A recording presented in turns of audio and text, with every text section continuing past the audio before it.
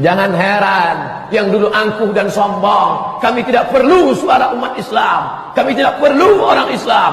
Hari ini mau tak mau, malu tak malu, nampak-nampaknya ada keberpihakan kepada Islam. Kenapa? Karena suara umat Islam signifikan. Betul?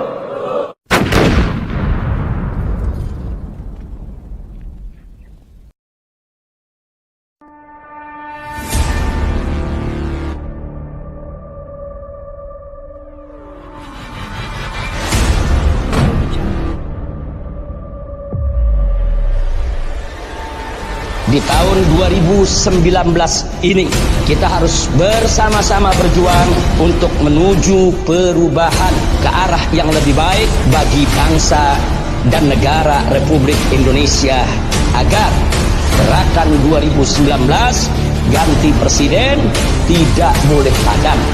Sudah waktunya gerakan 2019 ganti presiden untuk kita tingkatkan menjadi gerakan 2019 Prabowo Presiden Republik Indonesia. Kita harus lebih semangat. Semoga Allah Subhanahu wa Ta'ala akan memberikan kemenangan kepada kita semua. Sekarang kita itu bukan memilih pemimpin agama loh. Tapi politikus kalau sudah melihat orang ramai, tengok, ini 2 kursi bisa. Jangan heran yang dulu angkuh dan sombong, kami tidak perlu suara umat Islam, kami tidak perlu orang Islam. Hari ini mau tak mau, malu tak malu, nampak-nampaknya ada keberpihakan kepada Islam. Kenapa? Karena suara umat Islam signifikan. Betul? Kau memilih pemimpin yang tidak peduli pada Islam. Kenapa kau pilih? Karena ada kepentingan, karena ada maslahat, karena ada keuntungan. Berapa lama kau menikmatinya? Sebelum malaikat maut datang. Begitu malaikat maut datang, jangan mau disanjung-sanjung. Engkau digelar manusia agung. Sadar diri tahu diuntung, jasad terbujur kerana. Kalian melarang Abdul Somad tak boleh masuk. Tak apa-apa. Orangnya tak masuk, tak apa-apa. Tapi videonya like and share.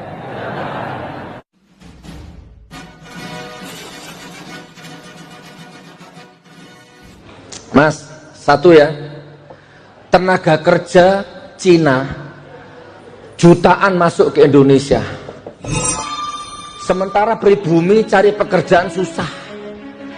Tahun 81 Pak Harto bikin program transmigrasi, orang-orang Jawa yang tidak punya kerjaan dikasih lahan di Sumatera sana. Sekarang kaya-kaya semua itu orang-orang transmigrasi itu. Tahun 2015 sampai 2000 sekarang ini, Pak Jokowi bikin program transmigrasi orang Tiongkok pindah ke Indonesia. Orang pribumi mas, bikin KTP 1 tahun nggak selesai-selesai. Sementara orang Cina baru masuk Indonesia 2 hari sudah punya KTP, sudah punya nomor rekening. Ini pengkhianatan negara mas. Ini mengancam kedaulatan rakyat. Di depan publik dia sembunyi. Kalau ngomong irit betul, kita anggap dia pintar, ternyata bodoh. Sebelum orang itu memimpin bangsa ini, periksa dulu pikirannya. Jangan-jangan dia akan membawa kita ke tempat yang salah. Dan sekarang dia membawa kita ke tempat yang salah. Hukum berantakan, konsolidasi demokrasi kita kacau, semua mau dilarang. Sekarang ini orang salah ngotui ditangkap, kebebasan kita mau dirampas, ekonomi kita berkiblat kepada Cina, hutang kita tambah besar sepanjang sejarah. Apa yang hebat? Anda mau menjatuhkan presiden, ada jadwalnya 17 April 2019. Jangan pilih Jokowi, jatuh dia. Jawab saja Pak Jokowi, janji Anda yang ratusan jumlahnya itu mana? Ya nggak tahu, tanya yang mau tanya saya.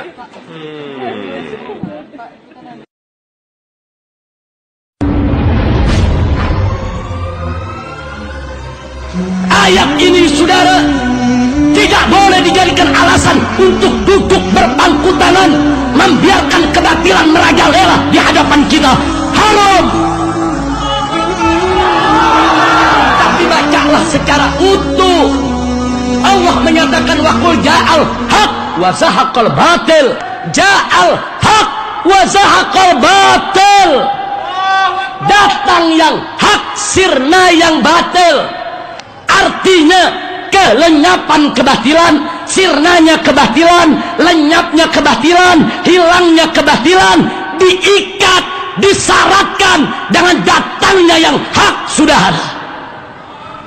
Jadi kalau yang hak tidak pernah disuarakan, yang hak tidak pernah ditegakkan, yang hak tidak pernah diperjuangkan, yang hak tidak pernah dilaksanakan, mimpi di siang bolong. Kalau yang batil akan sirna dari depan kita, saudara. Kalau yang hak diam saja, maka anak-anak muda akan diambil oleh kebatilan. Karenanya mari kita berlelah-lelah, karena yang batil pun siap berlelah-lelah. Karenanya mari kita keluarkan harta kita untuk didik mereka, karena yang batil pun telah mengucurkan dana yang tidak kecil untuk menghancurkan generasi muda kita. Kalau lelah itu biasa, penat, perih, pedih biasa. Allah berfirman, in takunu ta'lamuna fa innahum ya'lamuna kama ta'lamuna wa tarjuna minallahi ma la yarjun. Kalau kalian sakit, penat, perih, pedih, sama. Mereka orang-orang kafir juga demikian. Bedanya kalian punya harapan di sisi Allah yang mereka tidak punya. Kita harus berani melakukan itu. Kita harus merebut generasi muda kita dari tangan orang-orang yang perjuangkan kebatilan.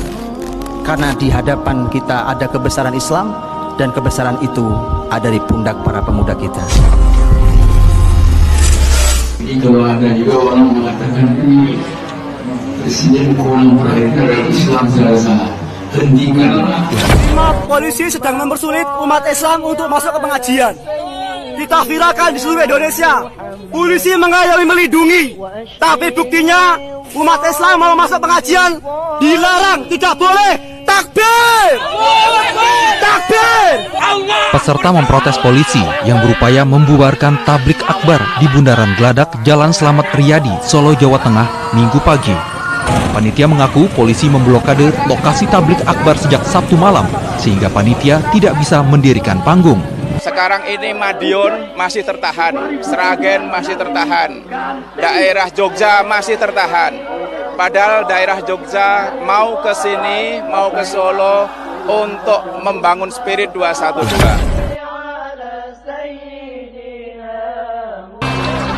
Ayo kawan, kita berjuang, kita menangkan Prabowo Sandi.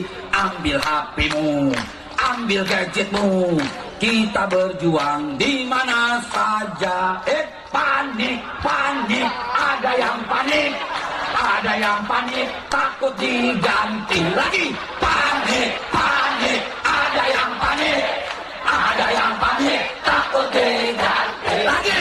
Panik, panik, ada yang panik, ada yang panik, takut diganti. Sekali lagi, panik, panik, ada yang panik, ada yang panik, takut diganti.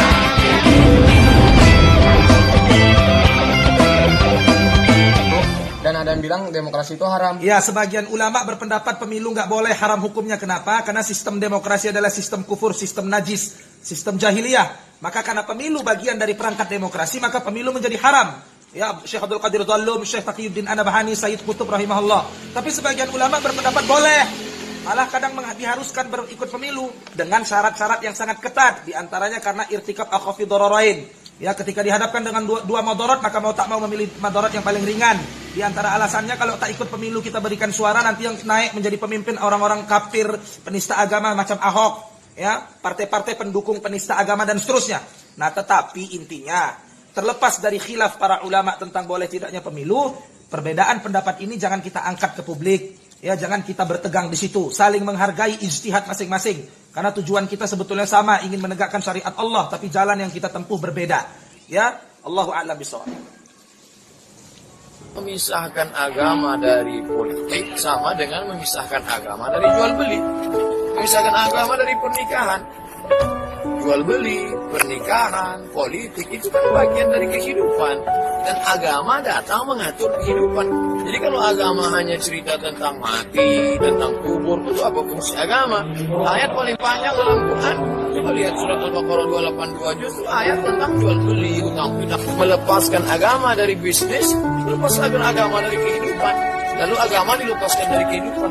Mana Allah turunkan Islam ini sebagai way of life, jalan hidup. Bagaimana saya menjalani hidup saya berpolitik? Bagaimana cara menjalani hidup menikah? Bagaimana cara menjalani hidup dalam berinteraksi sosial? Dengan acuan agama. Dan dari Quran Sunnah.